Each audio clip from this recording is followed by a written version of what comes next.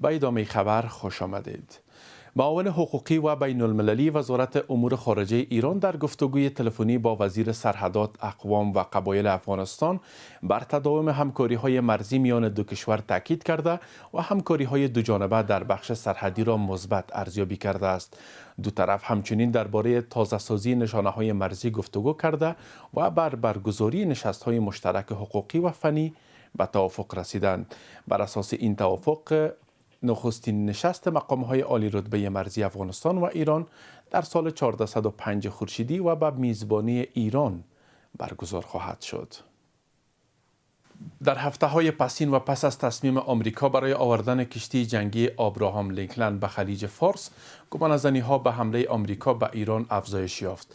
گونه‌ای که دونالد ترامپ چندین بار به جمهوری اسلامی ایران هشدار حمله داد و همزمان طرف مقابل نیز تاکید کرده است که اگر کوچکترین احساس خطر بکند، تمام پایگاه‌های آمریکا در خاورمیانه را نابود خواهند کرد. این جنگ لفظی گویا در منطقه سبب بلند رفتن قیمت نفت شده و شکایت بازرگانان و مصرف کنندگان نفت را به دنبال داشته است. گزارش از علی سینا حصاری. در هفته‌های پسین و پس از تصمیم آمریکا برای آوردن کشتی جنگی آبراهام لینکلن به خلیج فارس، گمانه‌زنی‌ها به حمله آمریکا به ایران افزایش یافت. گونه‌ای که دونالد ترامپ چندین بار به جمهوری اسلامی ایران هشدار حمله داد و همزمان طرف مقابل نیز تاکید کرده است که اگر کوچکترین احساس خطر بکند، تمام پایگاه‌های آمریکا در خاورمیانه را نابود خواهند کرد. این جنگ لفظی گویا در منطقه سبب بلند رفتن قیمت نفت شده و شکایت بازرگانان و مصرف کنندگان نفت را به دنبال داشته است. تاجران نگران درگیری میان آمریکا و ایران در منطقه و همچنان نگران بسته شدن تنگه هرمز توسط ایران هستند، چون نزدیک به 1/5 مصرف جهانی نفت از این تنگه عبور می کند. با این حال همزمان با تصمیم آمریکا و ایران برای مذاکره در مسقط، پایتخت عمان، قیمت نفت به اساس گزارش رویترز با افت 1% روبرو شده است و نگرانی های تاجران از بروز درگیری و اختلال فروکش کرده است. قیمت هر بشکه نفت برنت دریای شمال امروز با 60 سنت معادل 0.90% کاهش به $67.45 رسید.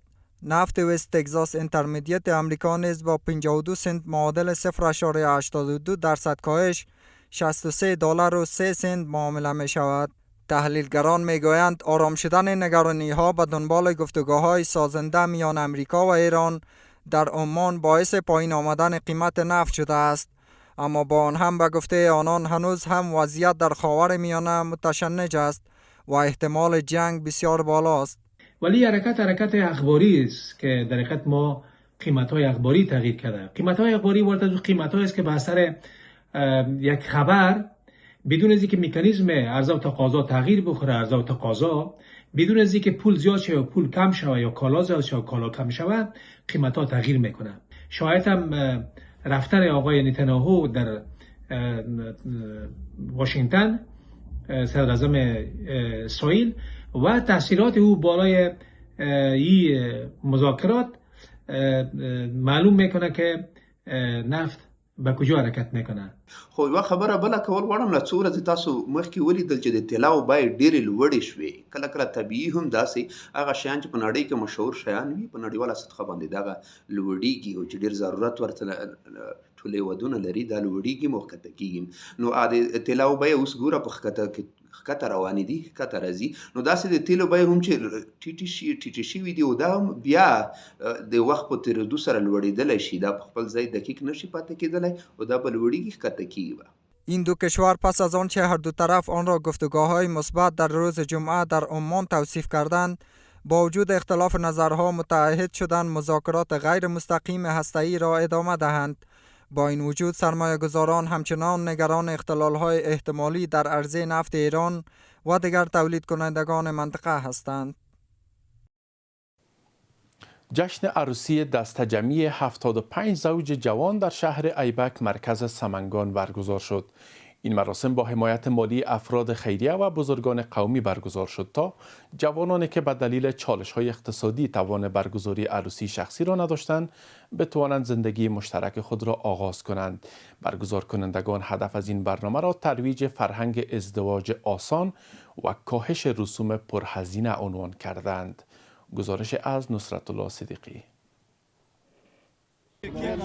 برگزاری مراسم عروسی دسته‌جمعی 75 زوج جوان در ولایت سمنگان.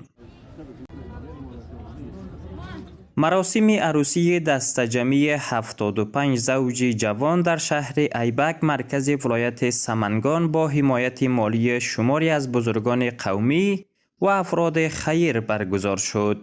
مراسمی که به منظور کاهش هزینه‌های سنگین ازدواج و ترویج فرهنگ عروسی آسان را اندازی گردیده است. برگزار کنندگان این برنامه میگویند که هدف اساسی از برگزاری این عروسی دسته‌جمعی مبارزه با رسم و رواج‌های ناپسند و پرهزینه در جامعه است. به گفته آنان بسیاری از جوانان به دلیل چالش‌های اقتصادی و توقعات بلند اجتماعی سالها در نامزدی باقی میمانند و توان برگزاری مراسم عروسی را ندارند.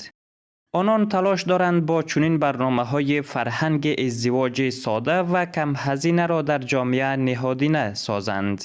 البته در این عروسی 75 نفر ثبت نام کرده و برای داماد سر و کالای منظم با همه اسبابش دادیم. در همین حال عالمان دین نیز از برگزاری این گونه مراسم‌ها استقبال کرده و از نهادهای خیریه و سرمایه‌گذاران کشور خواسته‌اند تا برای تسهیل ازدواج جوانان برنامه‌های مشابه را بیشتر حمایت کنند. مدت 7 سال 8 سال کسایی که من میشناسم در بین جوانانی که ازدواج کردن نامزاد بودن توانایی ازدواج نداشتن. شماری از دامادان شرکت کننده در این مراسم با ابراز خرسندی میگویند که به دلیل چالش‌های اقتصادی توانایی برگزاری عروسی به گونه شخصی را نداشتند و سالهای طولانی را در نامزدی سپری کرده اند. آنان از افراد خیر و برگزار کنندگان این برنامه قدردانی کرده و خواستار تداوم چنین برنامه‌های در آینده شده اند. واقعا اینجا جماعتی که 75 تن دارن که عروسی میکنن و همگی با یک خرج و مصرف کمی که این عروسی را که برگزار نمودن، این یک نشانه اتحاد و اتفاق و اخوت و همدلی سمنگانیان عزیز ماست. یک 5 سال میشد زیادتر کمتر نامزاد بودیم. اینا کسایی که دایی راستا کار کردن، تشکر از اونا که ما مثلا توانش نداشتیم این کار عروسی را بکنیم. ما بسیار ما خوش هستیم. گفتنی است که در سالهای اخیر برگزاری عروسی دسته‌جمعی در بخش‌های گوناگون کشور افزایش یافته و سالانه صدها جوان از این طریق صاحب زندگی مشترک می‌شوند. اقدامی که به عنوان یک راه مؤثر برای ترویج فرهنگ ازدواج آسان در جامعه مورد توجه قرار گرفته است. محمد قاسم امیری رئیس معادن ولایت پنجشیر از توزیع نخستین جواز استخراج معدن گرینگارند در این ولایت خبر داده است. به گفته او این معدن که از جمله معادن تازه شناسایی شده سنگ‌های قیمتی به شمار می رود، به تازگی پس از بررسی‌های تکنیکی وزارت معادن در روستای آبدره ولسوالی عنابه شناسایی و تثبیت شده است. با تشکر از اینکه تا ایدم با ما بودین. شب بر همه شما خوش. خدا نگهدار.